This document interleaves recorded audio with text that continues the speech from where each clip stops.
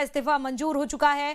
मंत्री पद से रावत ने, आपको बता दें, इस्तीफा दिया था। विजयपुर से चुनाव हारने के बाद अपना इस्तीफा सौंपा।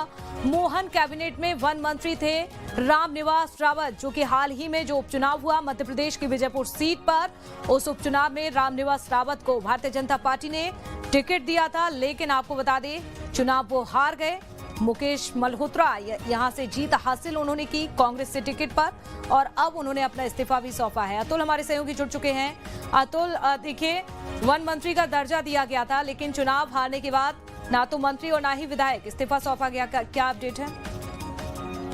देखिए, बिल्कुल जिस तरीके से बीजेपुर का उपचुनाव हुआ, बीजेपुर के उपचुनाव सबके सामने है, और वहाँ पे बीजेपी के जो प्रत्याशी थे रामनिवास रावत वो चुनाव हार चुके थे। चूंकि वो मोहन सरकार की कैबिनेट में थे और महत्वपूर्ण पद उनके पास था, फॉरेस्ट मिनिस्टर थे, वन मंत्री थे, और लेकिन चूंकि वो उपचुनाव हार गए, उसके बाद उन्हें अपनी सदस्यता से जो मंत्री पद है उससे इस्तीफा देना पड़ा।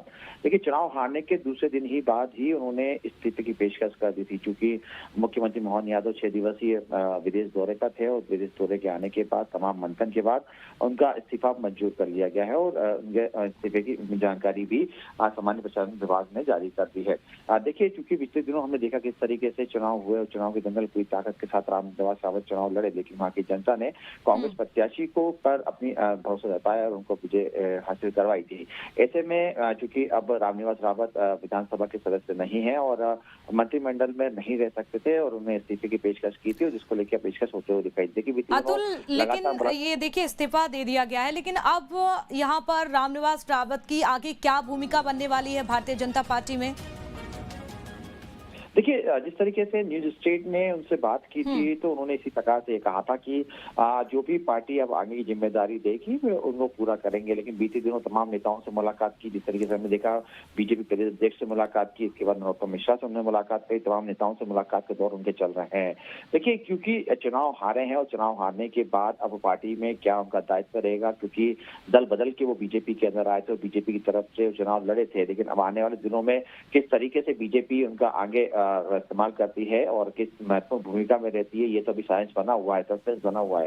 लेकिन ये बात कहीं स्पष्ट है, क्योंकि अब राजनीतिक पूरा जीवन का जो एक पूरा एक गतिविधियां रही, क्योंकि हमने देखा था कांग्रेस में किस तरीके तमाम कद्दावर नेता वो माने जाते थे, कांग्रेस के कार्यकारी अध्यक्ष भी रहे थे, लेकिन चूंकि मनमुटाव के कारण वो बीजेपी में आए, बीजेपी की तरफ चुनाव भी लड़े।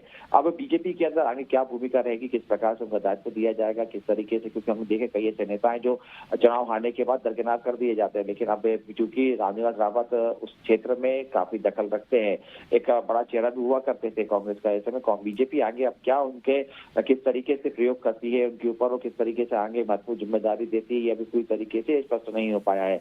लेकिन राजनीतिक जीवन में उठापटक जिस तरीके से रामनिवास रावत के सामने हुई, कहीं आगे वाली जो राह है उनकी चुनौतीपूर्ण होने जा रही है। सियासी समीकरण जो है उनको साधने पड़ेंगे, क्योंकि जिस क्षेत्र से वो जीतने का दम भरते थे, जिस क्षेत्र में कद्दावर नेता के रूप में अपने आप को मानते थे, कहीं ना कहीं क्षेत्र की जनता ने उनको दरकिनार कर दिया है। तो ऐसे में अब आने वाला भविष्य किस प्रकार से होगा, किस प्रकार से उनकी रणनीति होगी, तमाम चुनौतियां जो है उनके सामने बनी हुई है। सिर्फ चुनौतियां उनके सामने नहीं, बीजेपी के सामने भी है कि बीजेपी आगे उनका आगे किस तरीके से इस्तेमाल करती है, किस प्रकार से तमाम पद देती है, ये तमाम जो चीजें हैं सस्पेंस बनी हुई है।